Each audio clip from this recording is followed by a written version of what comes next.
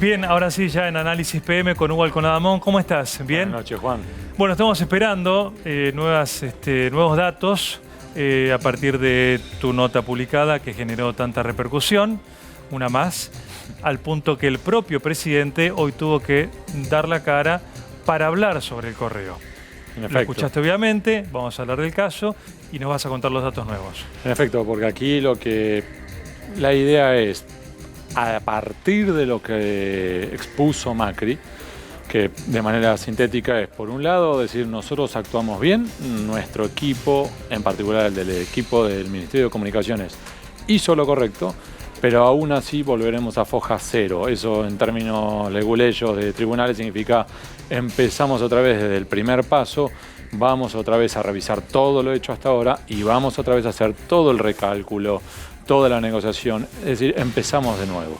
Ahora, esto es, a su vez, el final, Juan, de un largo camino que sería bueno ir viendo un par de puntos. Bien. Porque explican por qué arrancó mal esta historia y desde entonces fuimos como acumulando problemas. Es como cuando uno tropieza y empieza cada vez peor y deriva en que 16 años después de que comenzó esta historia, con un concurso que se presentó en el año 2001, todavía hoy la discusión sigue, la deuda sigue en pie y también seguimos para adelante, que esto puede tomar un buen tiempo más. ¿Sí? Bien, vamos por partes Sí, entonces, ¿no? en efecto. Con respecto a la fiscal, por ejemplo, ¿qué pasó con la cifra que dio la fiscal? Bueno, ¿Qué ahí pasa hay con lo que hizo la una fiscal serie de Boiquín? puntos que son muy interesantes. El primer dato es cuánto debe el correo argentino.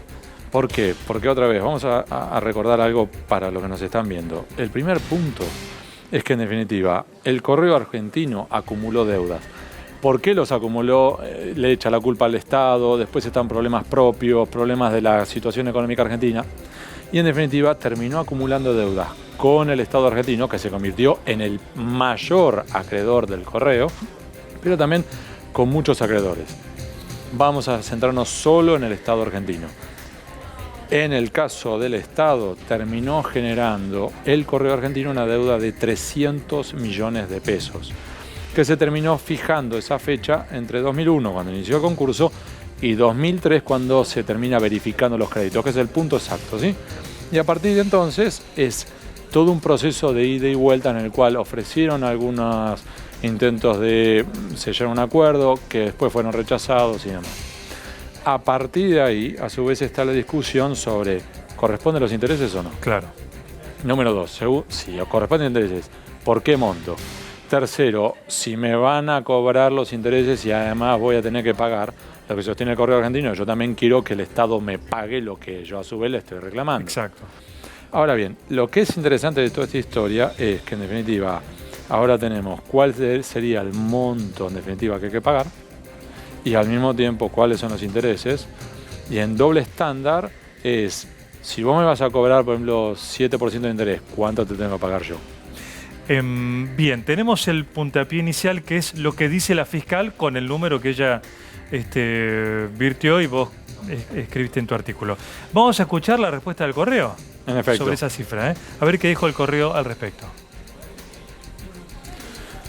Bueno. Sí, lo que tenés es, número uno, el correo argentino sostiene que la fiscal, que objetó este eventual acuerdo entre el gobierno y el correo, y que Boiquín había dicho que en definitiva implicaba una condonación de deuda y una licuación, porque como el correo propuso pagar desde hoy hasta el 2033, es decir, faltan todavía 16 años, y además me vas a pagar cuotas anuales y con una tasa de interés del 7%, Sí. mínimo durante los primeros años, la diferencia entre ese 7% de interés y una inflación, ponga usted la cifra que quiera, Claro. pero que en definitiva en los próximos años todavía va a ser de pareja, en definitiva hay una licuación. La respuesta desde el correo argentino, tanto el presidente, que es Jaime Civils, como el abogado central del correo, que es Jaime Cledermacher, sostienen que eso es falso, que Boiquín cometió numerosas inexactitudes y que por lo tanto llegó desde premisas equivocadas a una conclusión errónea. No solo dicen que es inexacta la cifra, sino que contraatacan. Sí, en efecto.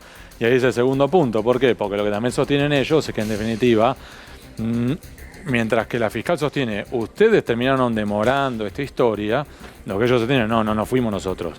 En realidad lo que acá tenemos es que el Estado argentino nos empujó al concurso porque no nos pagaba lo que correspondía, además nos empujó a una situación en la cual terminamos nosotros endeudados y ahora además nos empuja a una situación en la cual llevamos años de años sin poder definir, ¿sí? Ahora, es interesante, fijémonos en el siguiente punto, Juan, porque acá hay, si querés, es como la historia de vaso medio lleno, vaso medio vacío. Como decíamos la otra vez, ahora según a quien escuchemos es que hay un punto o el otro.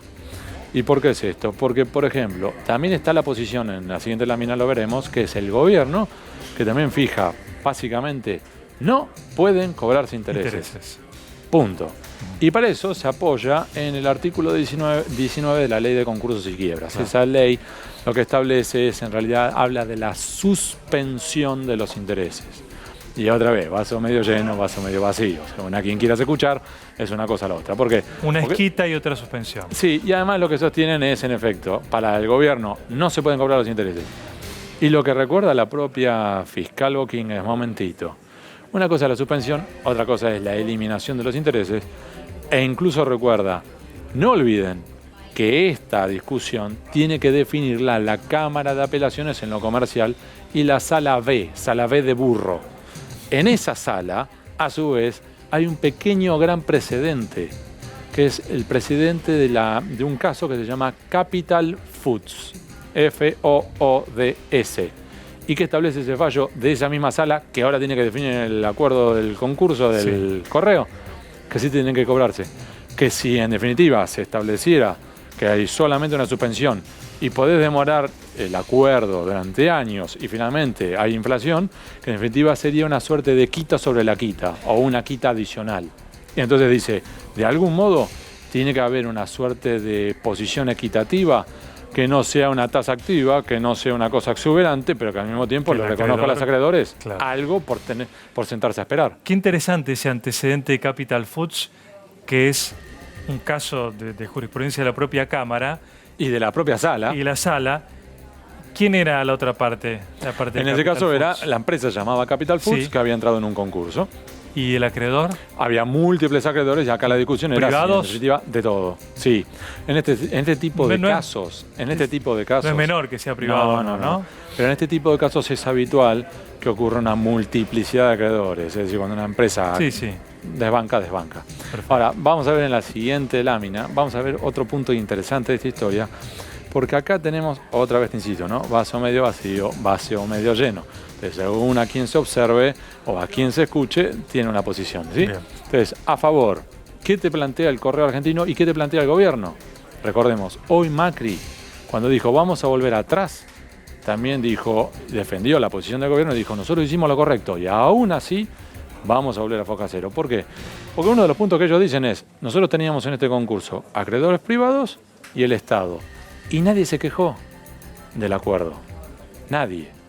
No se quejaron los otros acreedores que podrían haber dicho me estás perjudicando, vos me debías dar los intereses que no me estás reconociendo, y tampoco objetaron los síndicos, que hay 3 sindicaturas que son los encargados justamente de velar por los intereses y por toda la situación concursal, ¿sí?